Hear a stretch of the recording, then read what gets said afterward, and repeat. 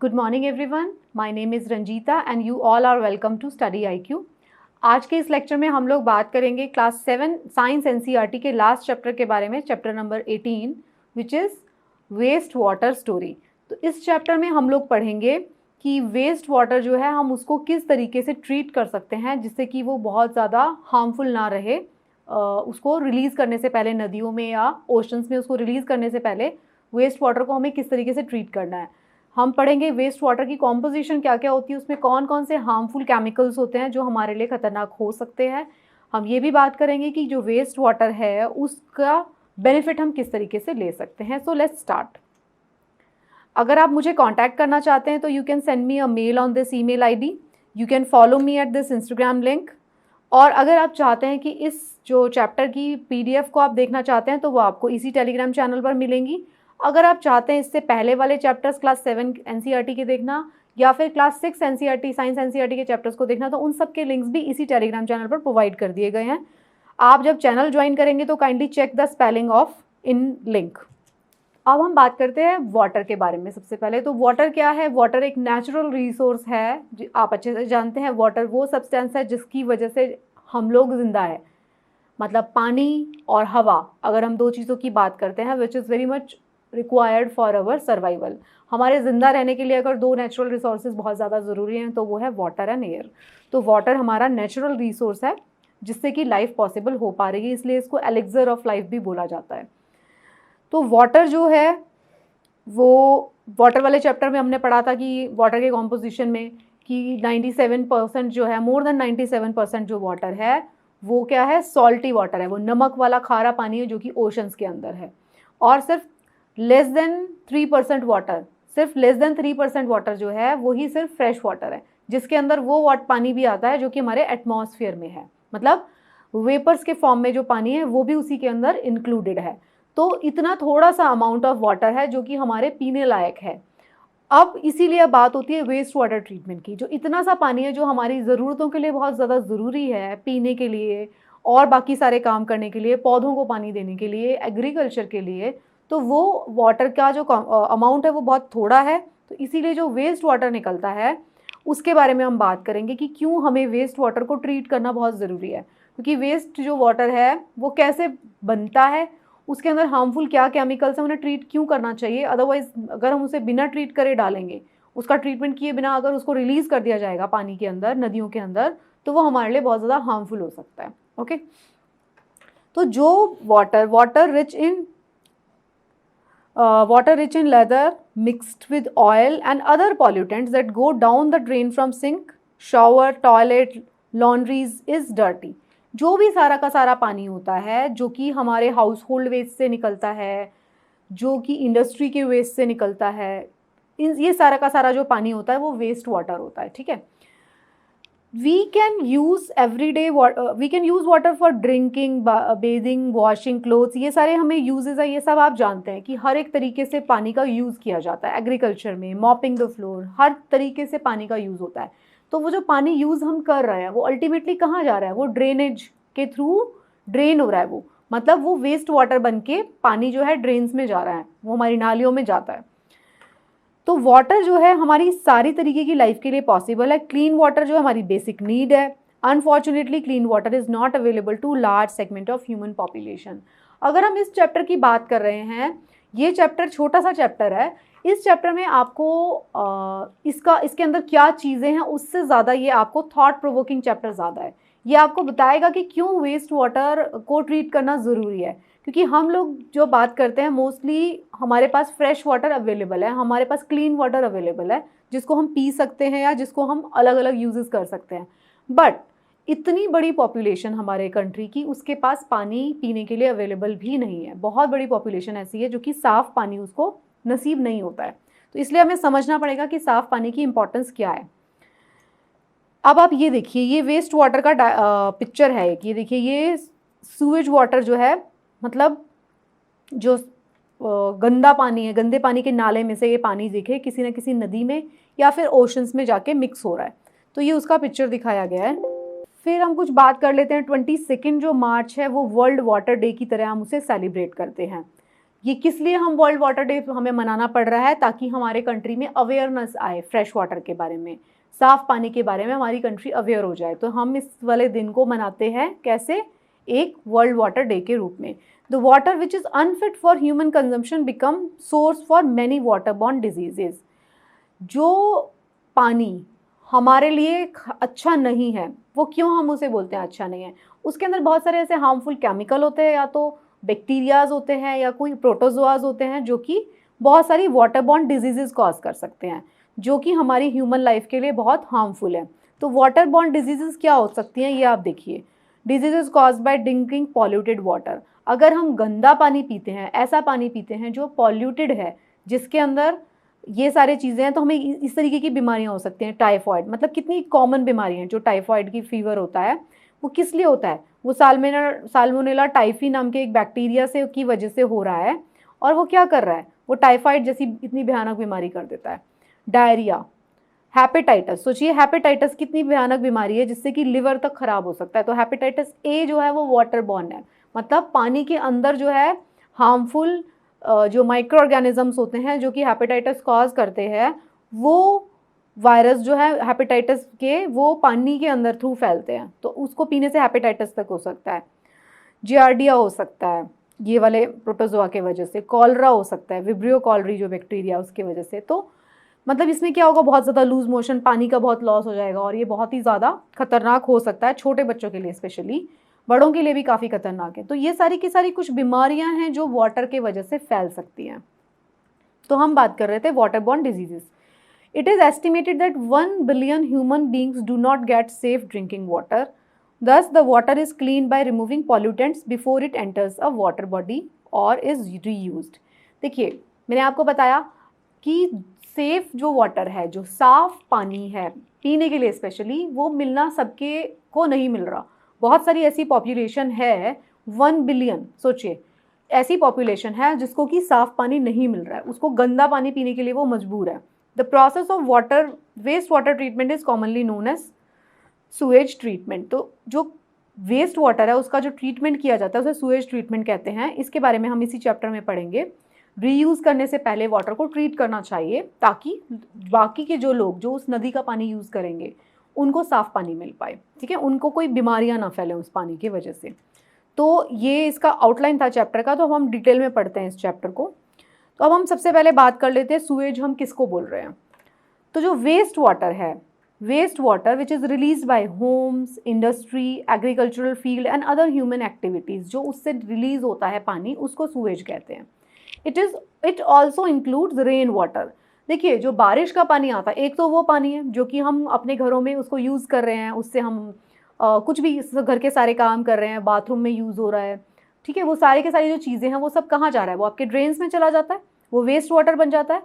साथ में जो बारिश का पानी आता है वो भी तो वेस्ट वाटर ही बन जाता है। उसको कौन सा हम हार्वेस्ट करते हैं? नहीं करते। रेन वाटर हार्वेस्टिंग तो नहीं करते, बारिश के पानी को हम बचा नहीं पाते, तो वो भी वाटर जो है हमारी नालियों के थ्रू सुएज वाटर बन जाता है अल्टीमेटली, जो कि अच्छा वाटर हो सकता था। That run down to the street during a storm और heavy rain and it is a liquid waste. वो भी एक तरीके से वेस्ट वाटर के साथ मिक्स होकर वेस्ट ही बन जाता है।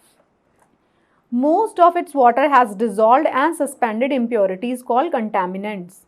तो ये जो पानी है सारा का सारा सुएज वाटर, उसके अंदर कंटामिनेंट्स होते हैं, मतलब पॉल्यूटेंट्स हैं वो सारे के सारे, जिसकी वजह से वो वाटर जो है अनफिट है ह्यूमन कंजम्पशन के लिए। एक नॉर्मल ह्यूमन बीइंग जो है उस पानी को कंज्यूम नहीं कर सकता सुएज वाटर को, क्योंकि उसके अंदर क्या है? कंटामिनेंट्स हैं अलग अलग। तो हम क्या क्या कंटामिनेंट्स होते हैं हम उसके बारे में पढ़ेंगे। तो अगर मैं कॉम्पोजिशन की बात करती हूँ सुएज की, सबसे पहले आपको ये समझ में आ गया सुएज वाटर कैसे बन रहा है। होम वाला, इंडस्ट्री वाला, हाउस होल्ड वाला, एग्रीकल्चरल वेस्ट, वो सब कुछ सुएज वाटर में मिक्स हो रहा है। साथ में क्या, रेन वाटर भी उसी में मिक्स हो रहा है, क्योंकि हमारे जो अगर आप किसी सिटी का स्ट्रक्चर देखेंगे, किसी शहर का स्ट्रक्चर देखेंगे, तो सारा का सारा पानी अल्टीमेटली नालियों में होता हुआ सारा का सारा सूअर की बड़े बड़े लेन्स में ही जा रहा है। जो ये सुएज टैंक होते हैं हमारे, उसके अंदर चला जाता है सारा का सारा, उसी में बह जाता है नालियों में। तो ये सारा का सारा वाटर अल्टीमेटली ख़राब हो जाता है। तो ये किसकी कॉम्पोजिशन क्या होती है? तो जो ये सुएज वाटर होगा उसकी कॉम्पोजिशन में होगा ऑर्गेनिक इम्प्योरिटीज़। तो उसमें क्या क्या आएगा? Organic impurities present in sewage are human faeces, animal waste like animal dung, urea, oil, fruits, vegetables waste, pesticide, herbicides, कुछ भी आप सोच सकते हैं, वो सब की सब जो होंगी उस पानी के अंदर होंगी। पेस्टिसाइड्स हैं, फ्रूट्स का vegetable, human faeces, animal faeces, सारे का सारा कचरा, वो सब कुछ पानी के अंदर जा रहा है। वो सब क्या है? ऑर्गेनिक इम्प्योरिटीज़ हैं। फिर कुछ इनऑर्गेनिक इम्प्योरिटीज़ भी होती हैं वाटर के अंदर। वो क्या क्या है? नाइट्रेट्स हैं, फॉस्फेट्स हैं, मेटल्स उसके अंदर मिक्स होते हैं, है ना। वो सारे के सारे जाके मिक्स हो रहे हैं उस पानी के अंदर। तो उसके अंदर क्या क्या? Organic, inorganic. फिर न्यूट्रिएंट्स होते हैं, जिसकी वजह से अगर उस सीवेज वाटर को अगर आप वाटर बॉडीज़ में, तालाब में चला जाएगा, नदियों में चला जाता है, तो क्या होता है? वेजिटेशन की एक बार बहुत तेज़ी से ग्रोथ बढ़ जाती है। तो क्या क्या होता है उसके अंदर? नाइट्रोजन होता है, फॉस्फोरस होता है, बैक्टीरियाज प्रेजेंट होते हैं सूएज वाटर में, तरह तरह से के बैक्टीरियाज होंगे which cause water born diseases. अभी मैंने आपको दिखाया था कॉलरा, टाइफॉइड, ये सारे के सारे बैक्टीरियाज भी पानी के अंदर मौजूद होते हैं सूएज वाटर के अंदर। The other microbes present in sewage are protozoa, बताया था आपको, प्रोटोजोआ भी होते हैं which can cause water borne disease called dysentery.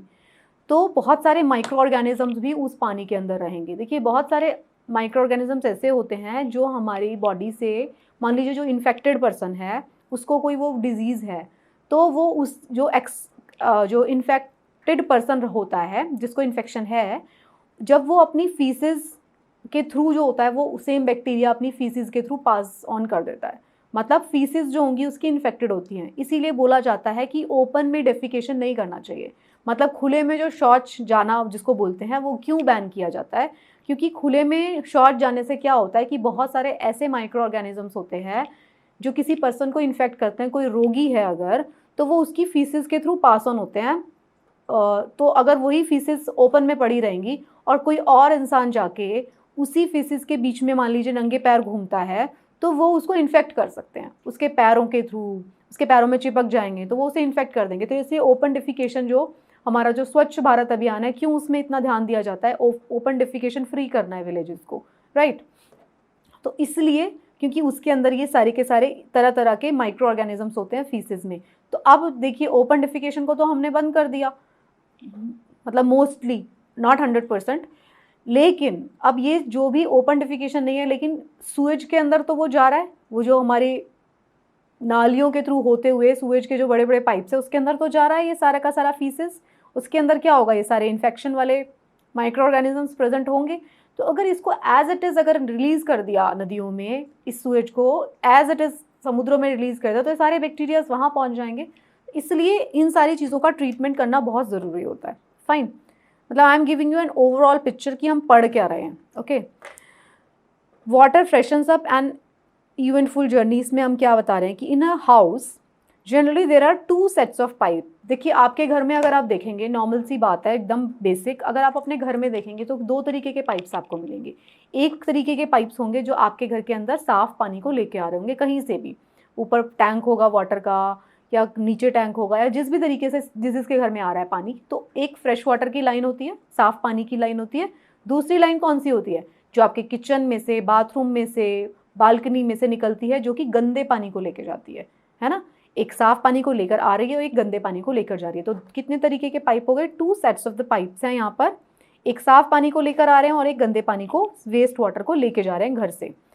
For proper sanitation, अगर प्रॉपर सैनिटेशन मेंटेन करना है तो a well maintained sewage system is required. तो एक प्रॉपर सूएज सिस्टम बनाना पड़ता है जिसमें कि दोनों तरीके के पाइप्स जो हैं वो सही से काम करते रहें, वो बनाना पड़ता है। तो सूरेज सिस्टम की अब हम पूरे बात करते हैं। सूरेज सिस्टम में क्या होता है? Pipes which carry away waste water और sewage from house and other buildings are buried under the ground. ठीक है, जो गंदे पानी वाले पाइप्स है, आपने देखा होगा जितने भी सिटीज़ हैं उसके अंदर जो सूएज पाइप्स है बड़े बड़े, वो सब ज़मीन के अंदर है, आपको दिखाई तो नहीं देते। गांव में हालांकि ओपन ड्रेन्स होते हैं, that is a separate thing, क्योंकि उनके पास सूएज सिस्टम नहीं है, वो ओपनली ड्रेन हो रहा है वहाँ पे। लेकिन सिटीज़ के प्लान में अगर आप देखेंगे तो वहाँ पे सारे के सारे पाइप्स क्या है? अंडरग्राउंड है।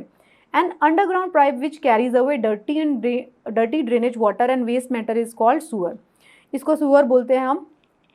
The provision of drainage at a place by laying sewer under the ground is called sewerage. ये पूरा जो सिस्टम है, जब भी किसी सिटी को प्लान किया जाता है, कोई भी प्लान्ड सिटी अगर होगा या अनप्लान्ड भी, जिसको अब धीरे धीरे प्लान किया जा रहा है, तो उसमें क्या होगा, सूएज के पाइप्स डाले जाएंगे बड़े बड़े नीचे अंडरग्राउंड। हर एक घर जो है, हर एक घर वो एक पाइपलाइन से कनेक्टेड होगा, सूएज की पाइपलाइन से, और वो पाइपलाइन अल्टीमेटली जाकर मेन सूएज पाइपलाइन से कनेक्ट होगी जो सिटी की पाइपलाइन होगी। ठीक है, तो ये जो पूरा सिस्टम है इसको सूरेज सिस्टम बोला जाता है। It is a very very beautifully design system, अगर ये सही तरीके से काम करे तो, अगर इसको प्रॉपरली साफ रखा जाए, टाइमली इसका मेंटेनेंस किया जाए, तो it is a beautiful system. लेकिन डेवलपिंग कंट्रीज़ में जस्ट लाइक इंडिया क्या होता है, सूएज सिस्टम आपका ज़रा सी बारिश आती है, थोड़ी सी अगर आपके यहाँ पे बारिश आ गई तो क्या होता है उस सूएज सिस्टम का, उसका असलियत सामने आ जाता है कि वो नहीं संभाल पाता, ओवरलोड जो होता है पानी का उसको नहीं संभाल पाता है। तो sewage is an underground network of interconnected pipes called sewers and carried the sewage from place where it is produced to the treatment plants। तो वो सारा का सारा पूरी सिटी से, आप इमेजिन करिए बहुत सारे हाउस होल्ड्स हैं, उनसे कलेक्ट होके, डायग्राम में भी हम देखेंगे, ये देखिए ये हाउसेज हैं बहुत सारे, ये सब इससे कनेक्ट हुए हैं। ठीक है, और ये सारा का सारा पानी इनका जा रहा है, ये वेस्ट वाटर है, ये तो रेन वाटर की अलग से लाइन है, ये रेन वाटर तो सीधा चला जाएगा, लेकिन जो सूएज वाटर है वो क्या है, वो इधर से जा रहा है सीधा और यहाँ पे जाके वेस्ट वाटर ट्रीटमेंट प्लांट में कलेक्ट होगा। और ये वेस्ट वाटर ट्रीटमेंट प्लांट में यहाँ पे पहले उसका ट्रीटमेंट होगा, ट्रीटेड वेस्ट वाटर, और फिर जाके ही वो रिलीज़ होगा रिवर के अंदर। क्योंकि इतना सारा जो सूएज जा रहा है वो कहाँ जा रहा है, इतना सारा पानी जो आपकी नालियों में से अल्टीमेटली होता जा रहा है, होके जा रहा है सिटीज़ में, तो आप सोचिए वो कहाँ जाएगा, कोई इतना बड़ा टैंक तो है नहीं, तो वो इस टैंक में इकट्ठा होता है, इसको ट्रीट किया जाता है और उसे अल्टीमेटली कहाँ रिलीज़ कर दिया जाता है, या तो नदियों में या तो समुद्रों में इसको रिलीज़ कर दिया जाता है। फाइन, फिर हम बात करते हैं मैनहोल्स की। मैनहोल्स की क्या होते हैं?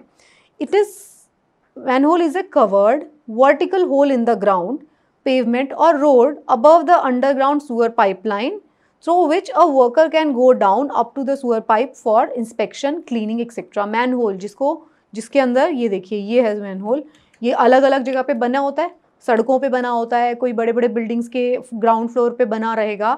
ये किससे कनेक्टेड है? ये जो हमने ये वाला डायग्राम देखा था, ये वाला फोटो देखा था, ये सूअर के इधर के पाइप से कनेक्टेड है। तो इसके लिए इंस्पेक्शन के लिए इसको बनाया गया कि कोई प्रॉब्लम आती है तो यहाँ पे जो है मैन या फिर मशीन नीचे जा सके और चेक कर सके कि नीचे कहाँ प्रॉब्लम आ रही है। तो ये होते हैं मैनहोल।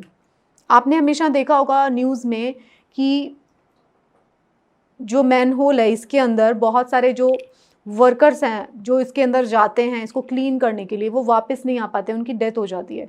वो किस लिए होती है? क्योंकि जो हमारा जो वेस्ट है, जो वेस्ट वाटर है, उसके अंदर बहुत सारी हार्मफुल गैसेस रिलीज़ होती हैं।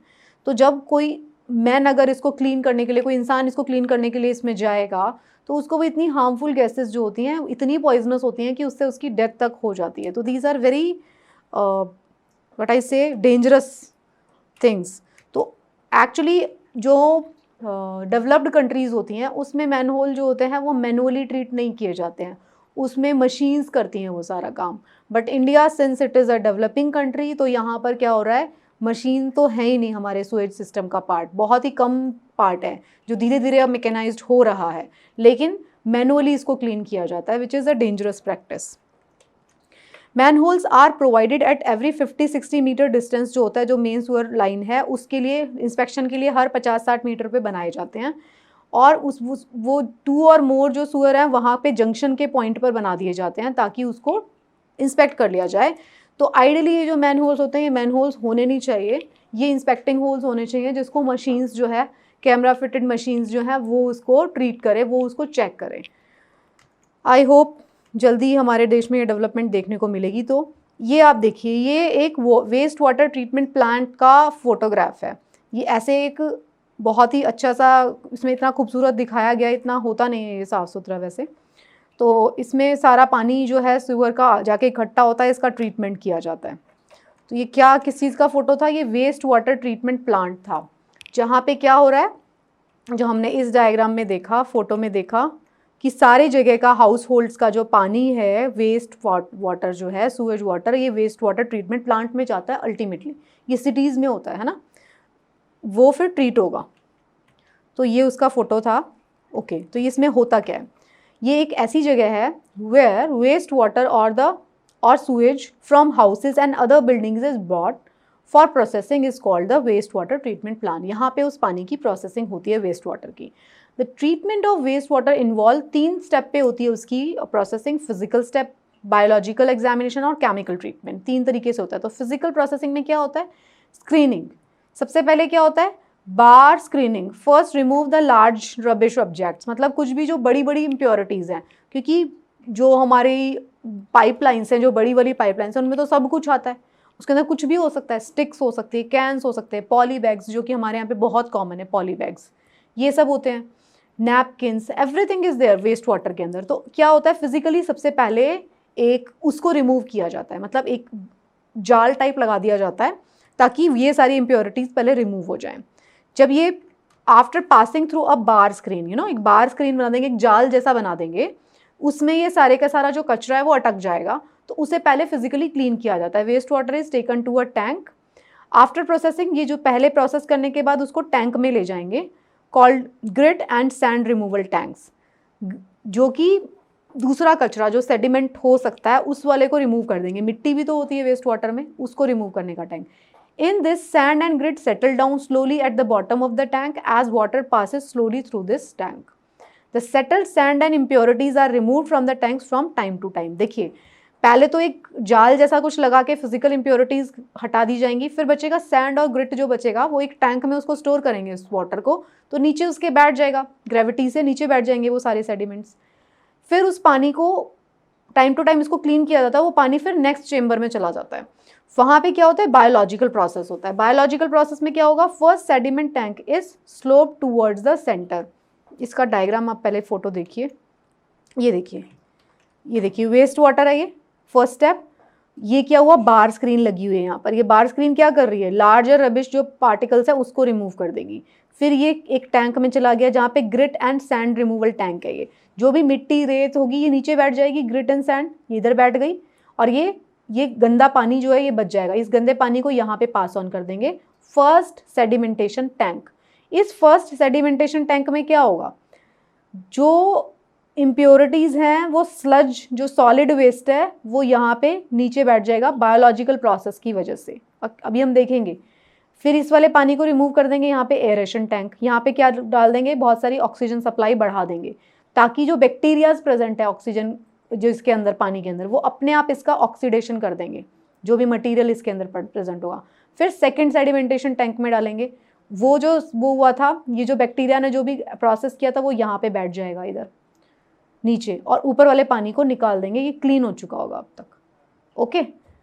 और ये जो स्लज इकट्ठा हुआ था यहाँ पे, इधर भी स्लज इकट्ठा हुआ था, इधर भी स्लज इकट्ठा हुआ था, इसको सबको इकट्ठा करके एक स्लज टैंक में कलेक्ट कर लेंगे। और ये जो स्लज टैंक है इसका खाद बन जाएगा, मैन्योर। जो ये स्लज टैंक है उसमें से खाद बन जाती है, ओके। बायोगैस बन जाएगी ऊपर और नीचे बन जाएगा स्लज टैंक, ठीक है। तो ये डायग्राम था, इस पर आ जाएंगे हम दोबारा।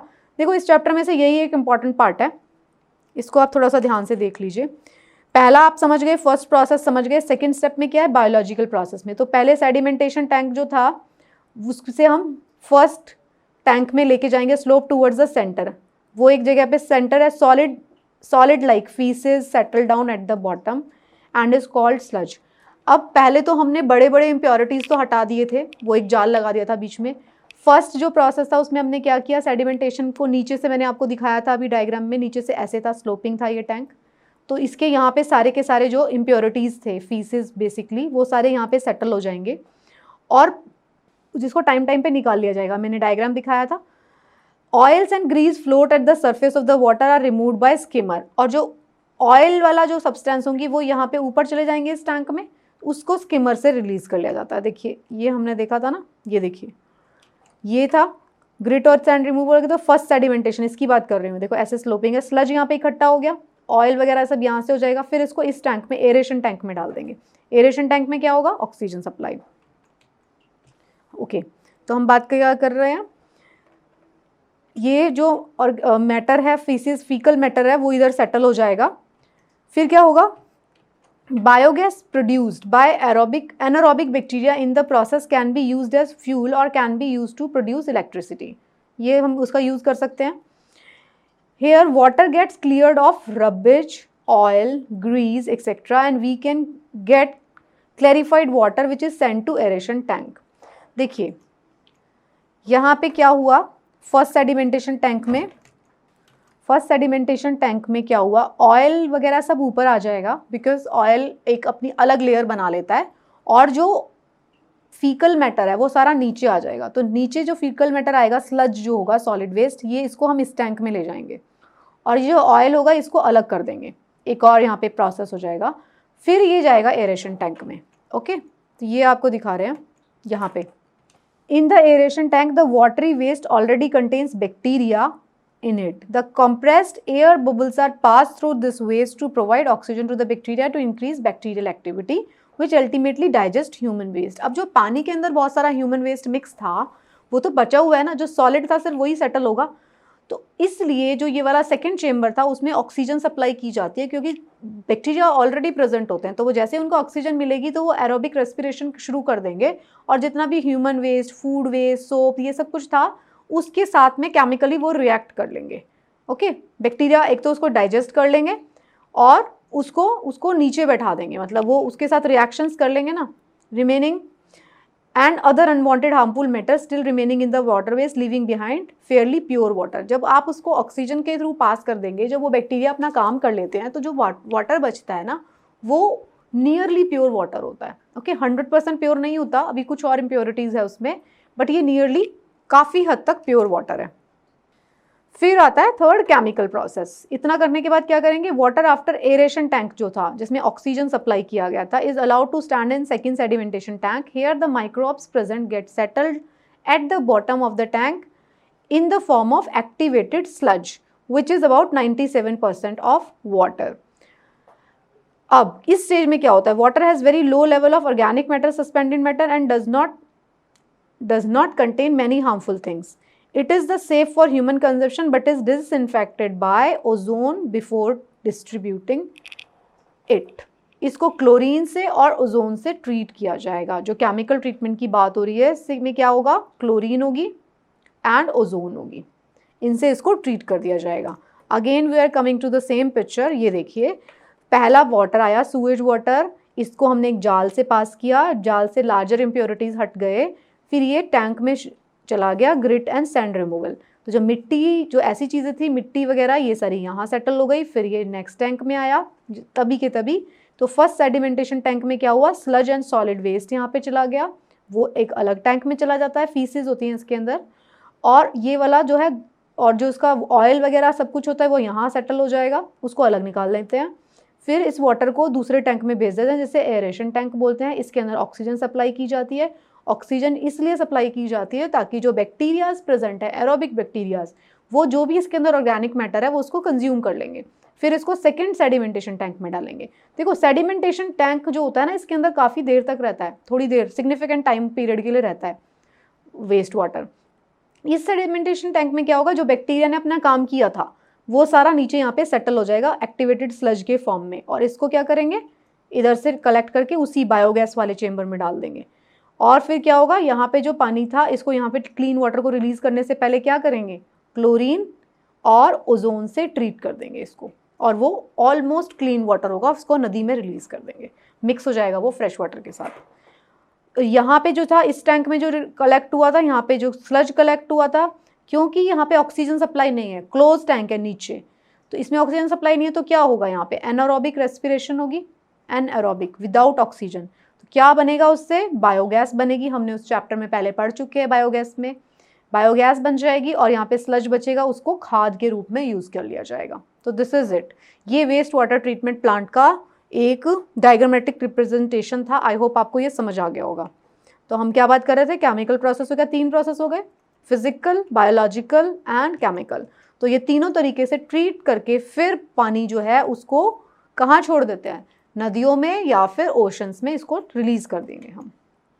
फिर हम बात करते हैं क्यों हमें ये ज़रूरी है, क्यों हमें वाटर को ट्रीट करना ज़रूरी है before releasing it into rivers और एनी अदर वाटर बॉडी। क्योंकि कंटेमिनेटेड जो वाटर है and poor sanitation practices are the major cause of number of infectious diseases in our country.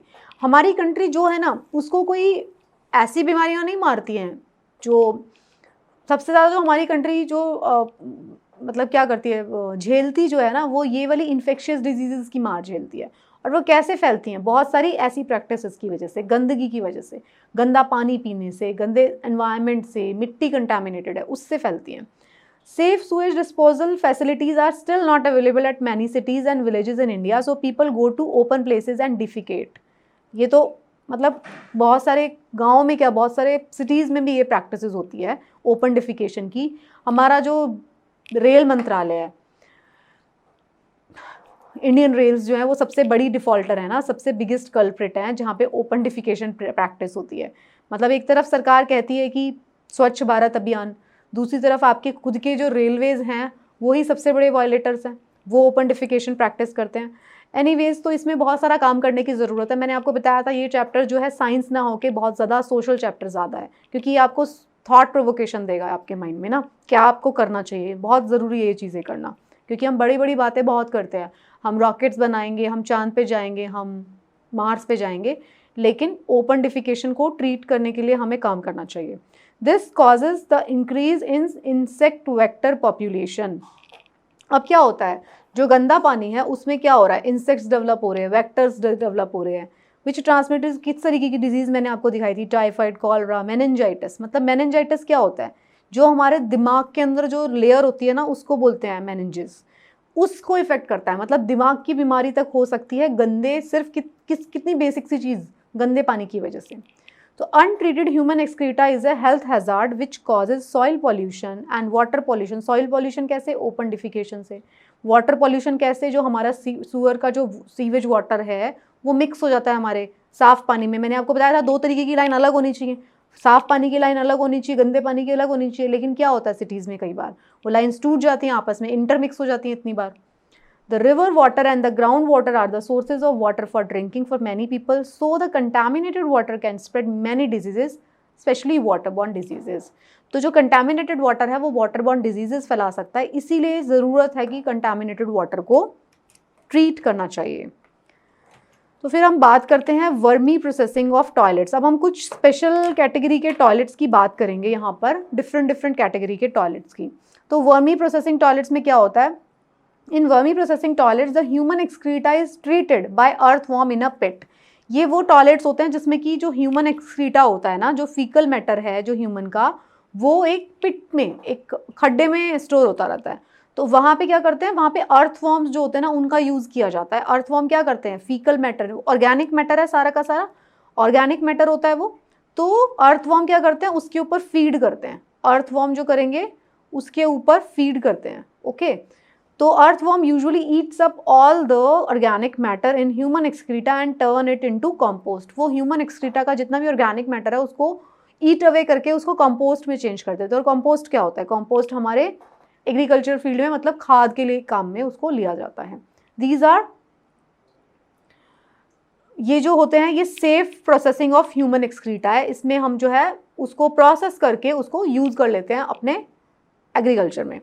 Alternate arrangement for sewage disposal में क्या करते हैं, low cost outside the sewage disposal system have been developed to take care of the places where there is no sewage system, that is rural areas, isolated building, these are describe below. अब हम कुछ ऐसे methods की बात करेंगे जहाँ पे full fledged cities की तरह बड़ा बड़ा सुएज सिस्टम नहीं है, जहाँ पे बड़े बड़े पाइप्स नहीं बिछाए गए हैं, वहाँ पे पूरे सिटीज़ मतलब पूरे हाउस होल्ड का जो एक्सक्रीटा है वो कलेक्ट नहीं किया जा रहा। लेकिन क्या कर रहे हैं, रूरल एरियाज़ में छोटे बिल्डिंग्स में दूसरे मेथड्स हम यूज़ कर सकते हैं। तो क्या हो सकते हैं, वो हो सकते हैं सेप्टिक टैंक। सेप्टिक टैंक का यूज़ किया जा सकता है। तो सेप्टिक टैंक क्या होता है, तो सेप्टिक टैंक एक low cost on site Suez disposal system है। इसमें क्या होता है, जहाँ पे सिवरेज नहीं है पूरा का पूरा, उधर हम यूज़ करते हैं। These tanks need cleaning every 4 to 6 months।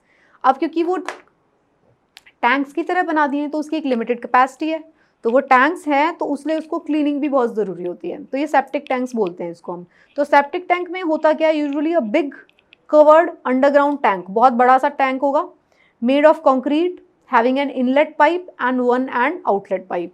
तो एक इनलेट पाइप होगी और एक आउटलेट पाइप होगी। ये देखिए, ये उसका डायग्राम दिया हुआ है। एक इनलेट पाइप पे एक बड़ा सा टैंक बना दिया जाएगा, जहाँ पे सुअर सिस्टम प्रॉपर्ली काम नहीं कर रहा, उनकी बात कर रहे हैं, छोटे सिटीज़ की बात कर रहे हैं, गाँव की बात की जा रही है। वहाँ पे क्या करते हैं, वहाँ पे एक ऐसे टैंक बना देंगे नीचे ज़मीन में, और जो ये टैंक होगा इसकी वॉल को कॉन्क्रीट बनाना बहुत ज़रूरी होता है।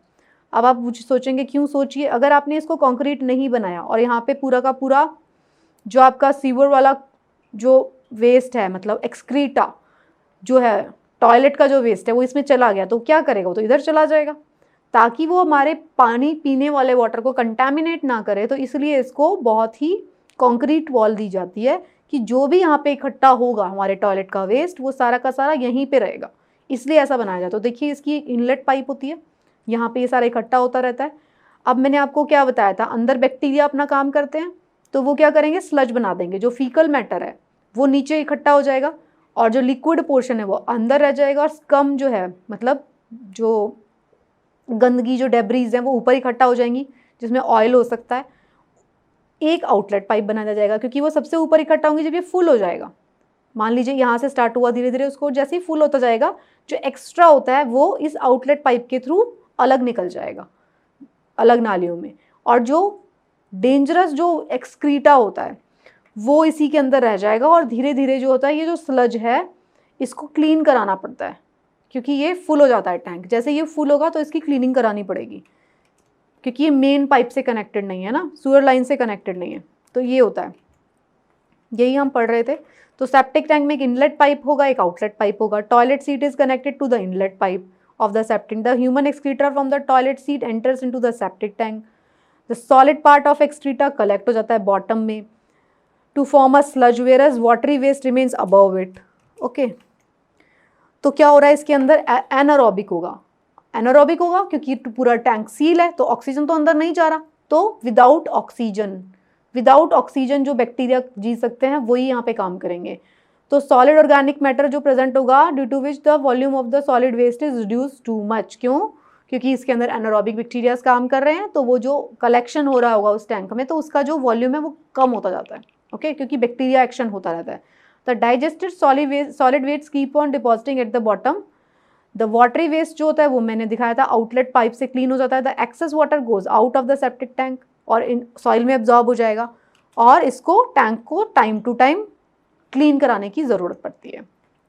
फिर होते हैं, ये क्या था, ये सेप्टिक टैंक था। फिर कुछ क्या होते हैं, कंपोस्टिंग पिट्स होते हैं।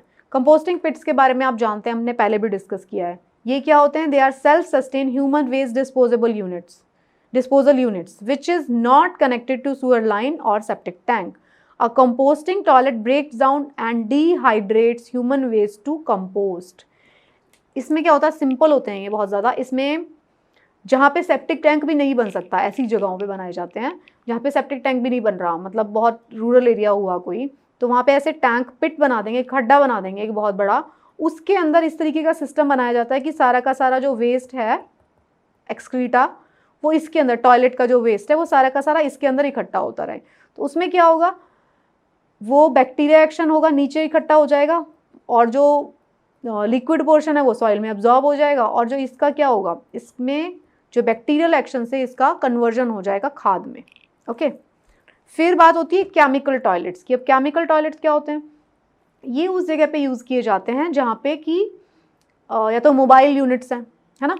The toilets have limited storage capacity for human waste and needs to be emptied periodically. These are the toilets which use chemically treated reservoirs located below the toilet seat. The chemical reduce the foul smell coming out of human excreta. ये कहाँ पे use किए जाते हैं, ये जैसे कि aeroplanes में यूज़ किए जा रहे हैं, स्पेसशिप में यूज़ किए जा रहे हैं, है ना, तो केमिकल टॉयलेट्स। उसमें क्या होता है कि केमिकल डाल दिया जाता है, जैसे जैसे यूज़ करेगा कोई भी टॉयलेट को, तो साथ में केमिकल का पंप भी होगा, वो भी जाएगा। तो वो केमिकल क्या करेगा, रिएक्ट करके, एक तो स्मेल नहीं आएगी, और दूसरा उसको प्रोसेस करके उसका जो ऑर्गेनिक मैटर है उसको थोड़ा रिड्यूस कर देगा। लेकिन इनको भी बार बार क्लीनिंग की ज़रूरत पड़ती है, इनकी कैपेसिटी होती है कि भाई इतना दिन चलेगा, उसके बाद क्लीन करना पड़ता है। तो ये ऐसी जगहों पे यूज़ किए जाते हैं जहाँ पे मोबाइल यूनिट्स हैं। फिर बात हो रही है सैनिटेशन एट पब्लिक प्लेसेस। अब पब्लिक प्लेसेस जैसे कि रेलवे स्टेशन, जो कि मैंने आपको बताया ये बिगेस्ट वायलेटर्स हैं हमारे स्वच्छ भारत अभियान के। बस डिपोज, एयरपोर्ट्स, हॉस्पिटल्स, ये कहाँ पे होता है, बहुत थाउजेंड्स ऑफ पीपल विजिट, तो उसी तरीके से उसी अमाउंट में उनका वेस्ट जनरेट होता है। तो it must be dispose properly, otherwise epidemic could break. अगर आपने वो इन जगहों पर नहीं किया प्रॉपर ट्रीटमेंट, केमिकल ट्रीटमेंट, तो क्या होता है, एपिडेमिक, बड़ी बड़ी बीमारियां फैल सकती हैं। बहुत सारे स्टैंडर्ड्स हैं गवर्नमेंट के कि भाई ऐसा करना चाहिए, ऐसा करना चाहिए, लेकिन ऐसा हो नहीं पाता, सब जगह प्रॉपरली नहीं हो पाता है, जिसकी वजह से इस तरीके के डिजीज़ फैलते हैं, वाटर बॉर्न डिजीज़। तो इसके ऊपर बहुत सारा काम करने की ज़रूरत है। आई टोल्ड यू कि ये हमारा को सोशल वाला चैप्टर है, इसमें हमें सोचने की ज़रूरत है। हमें पता तो चल गया इस तरीके से ट्रीट करना चाहिए, हमने पूरा डायग्रामेटिकली पढ़ लिया, लेकिन अब बात आती है विल की, करना क्या क्यों नहीं जा रहा। क्या ये इतनी बड़ी रॉकेट साइंस है? क्या ये रॉकेट बनाने जितना मुश्किल काम है? नहीं है ये रॉकेट बनाने जितना मुश्किल काम। सीवर ट्रीटमेंट करना, सीवर सिस्टम डालना, it's not a rocket science. ये सिंपल इंजीनियरिंग टास्क है जिसको किया जा सकता है। तो इसमें विल की ज़रूरत है, और विल कहाँ से आएगी? जब लोगों को ये समझ में आएगा कि इसका इंपॉर्टेंस क्या है। तो आई होप इस चैप्टर को पढ़ने के बाद आपको कम से कम ये ज़रूर समझ में आ गया होगा कि जो हमारा वेस्ट जो है, ह्यूमन वेस्ट, इंडस्ट्रियल वेस्ट, उसको ट्रीट करना क्यों ज़रूरी है, क्योंकि वो अल्टीमेटली हमारी नदियों में ही मिल रहा है। हम ये समझ गए कि जो भी हम सिटीज़ में, बड़े बड़े सिटीज़ में रहते हैं और हमने इतना सारा वेस्ट जनरेट कर रहे हैं, वो अल्टीमेटली जा कहाँ रहा है? जो कि हमारा एक्सक्रीटा वाला वेस्ट है, जो लिक्विड वेस्ट है, वो कहाँ जा रहा है? वो कोई कहाँ स्टोर होगा? वो हमारी कॉन्टिनेंट्स पे तो स्टोर होगा नहीं, वो अल्टीमेटली उसको नदियों में डालना है ताकि वो ओशंस में जाए, अल्टीमेटली लिक्विड है। तो this is chapter, this was a simple chapter but important one. I hope you have understood it. Thank you so much for watching and best of luck for your preparation.